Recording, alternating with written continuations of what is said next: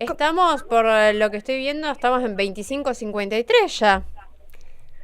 Bueno, sí, yo no estoy siguiendo el minuto a minuto, pero Y en cuando lo este dejé super estaba por ahí martes más de o menos. Levac, Sí, complicado. ¿Querés contarnos, Juani, sobre qué va a abordar específicamente la columna de hoy? Bueno, vamos a hablar un poco de esto, de lo que está pasando con el dólar y de lo que está pasando hoy con las Levac, si les Exactamente. parece. Dale, empecemos. Un poco, bueno, ya algo hemos hablado de esto, de cuál es el sentido de las Levac, Sí. que básicamente es una herramienta del Banco Central de política monetaria, que lo que busca es contener inflación. Básicamente lo que busca es quitar pesos de la economía y a través de eso reducir la posibilidad de comprar dólares, por decirlo de alguna manera. Exactamente. Ahora, se vencen 600.000 millones de pesos, que es básicamente más o menos la base monetaria, o sea, la cantidad de billetes que hoy circulan en la economía es semejante a esta cantidad de Levac que están venciendo.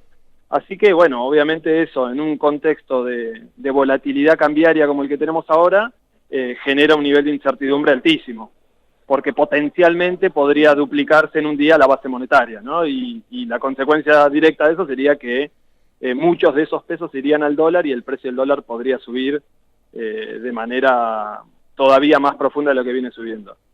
La realidad es que lo que viene pasando hasta ahora al menos es que una proporción muy importante de esas Levacs, a veces todas, a veces se incrementa, se renuevan.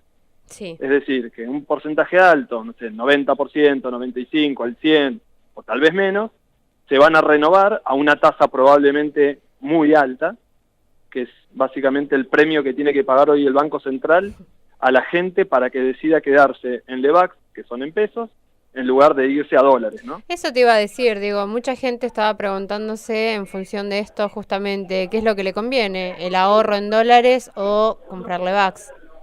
Y es muy difícil de anticipar. La verdad pero que, digo, está como sí, también en esa cuestión, ¿no? sí, es la disyuntiva. Justamente el Banco Central lo que quiere hacer es convencernos a todos de que ahorremos en pesos para evitar la presión sobre el tipo de cambio, y para eso te ofrece este premio de que es la tasa de interés.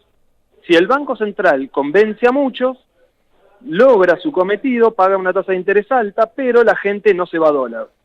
En ese caso, digamos, si esta intervención es exitosa, lo que va a pasar es que el dólar justamente se mantenga bajo, caiga, y el que eligió Levac va a terminar ganando plata frente a la alternativa de comprar dólares, digamos, ¿no? Sí. Hoy lo que está pasando es que hay una presión sobre el dólar que básicamente tiene que ver con la especulación que están haciendo los fondos, los ahorristas, etcétera, sobre qué va a pasar con las Levac y qué va a pasar con el dólar.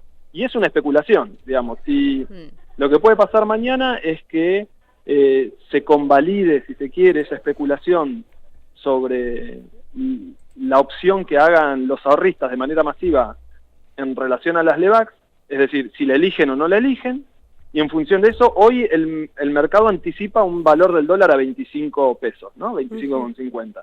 Lo que puede pasar mañana es que eso sea convalidado, puede pasar que suba aún más, o puede pasar que caiga. Sí. Si el dólar cae, el que se metió en Levac finalmente ganó.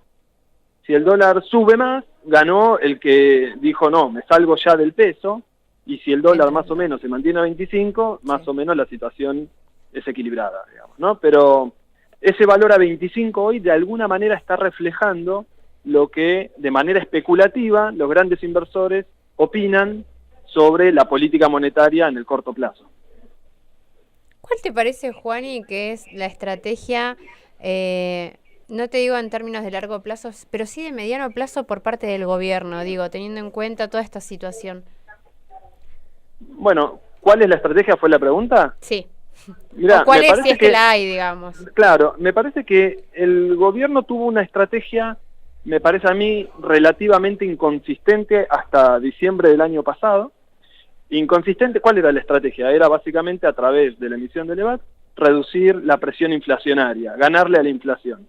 Pero por la otro inflación lado, no para de subir, digo. Exactamente, ¿por qué? Porque por otro lado se la fogonea a través del déficit fiscal y a través de los aumentos tarifarios. Exactamente. Y ahí estaba la inconsistencia. Vos tenías una política sumamente dura y sumamente costosa, que no era eficiente porque por otro lado había otras políticas que iban en sentido contrario. Eso fue hasta diciembre. Yo creo que en diciembre lo que pasó es que dejó de haber estrategia. Y creo que un poco lo que está pasando hoy ahí es va la consecuencia pregunta, de que el Banco Central perdió la manija, dejó de ser creíble, y hoy, más temprano de lo que se preveía, los grandes inversores empiezan a desconfiar fuertemente de la Argentina, de la estrategia argentina, digamos. Era una estrategia que para todo el mundo era inconsistente, pero que todo el mundo también preveía una hecatombe un poco más a mediano plazo.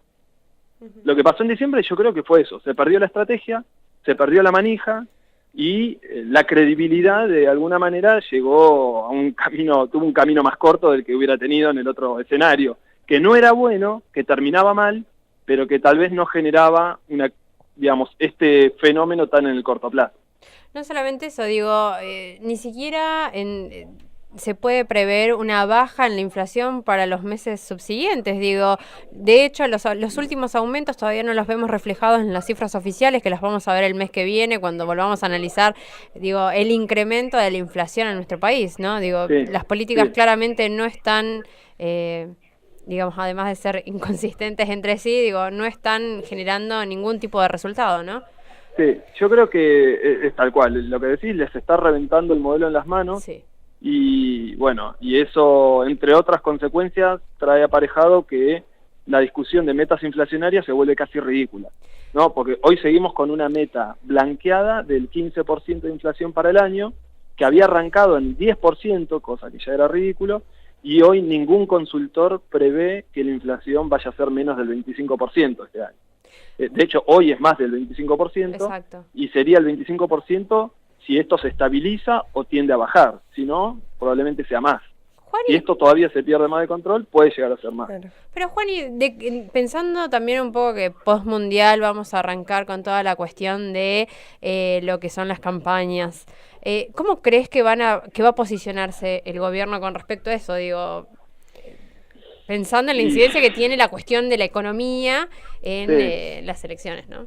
Bueno, lo que están buscando es el blindaje de un viejo conocido, que es el Fondo Monetario Internacional, sí, al que le van a trasladar la responsabilidad política de alguna manera, o van a intentar, ¿no? La gente se lo va a cobrar a este gobierno seguramente, la responsabilidad política del ajuste de shock. Hasta ahora tuvimos una política, entre comillas, gradualista, porque en términos de ajuste fiscal no estaba generando efectos. Que es al que le aducen, de hecho, estas consecuencias, de que no fue en shock, sino que fue gradualista, digamos. Es lo que se escuchaba. Digamos, desde la derecha la crítica viene exclusivamente por ese lado. Sí. Yo creo que en un análisis más amplio uno debería hablar del combo de políticas que en conjunto son inconsistentes.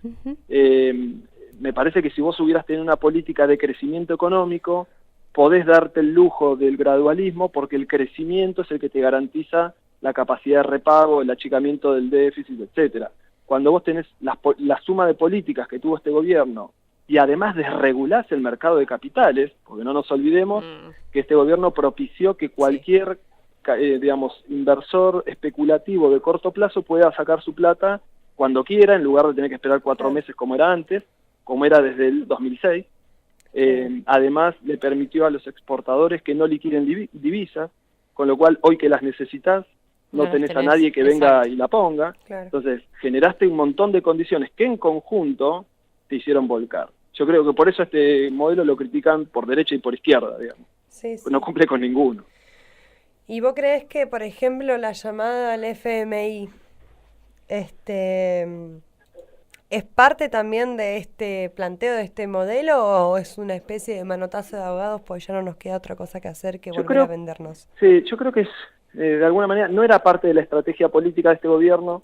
Sí creo que es parte de lo que este gobierno cree que hay que hacer, este ajuste un poco descarnado. Sí, eso están convencidos. Yo hasta, te juro, así, en algún comentario así propio, que para mí soy media conspirativa a veces en estas cuestiones, que para mí está todo armado, o sea, que no, que les tocó así, que se les fue de la mano, totalmente de acuerdo, pero que estos eran los resultados que querían tener estos tipos.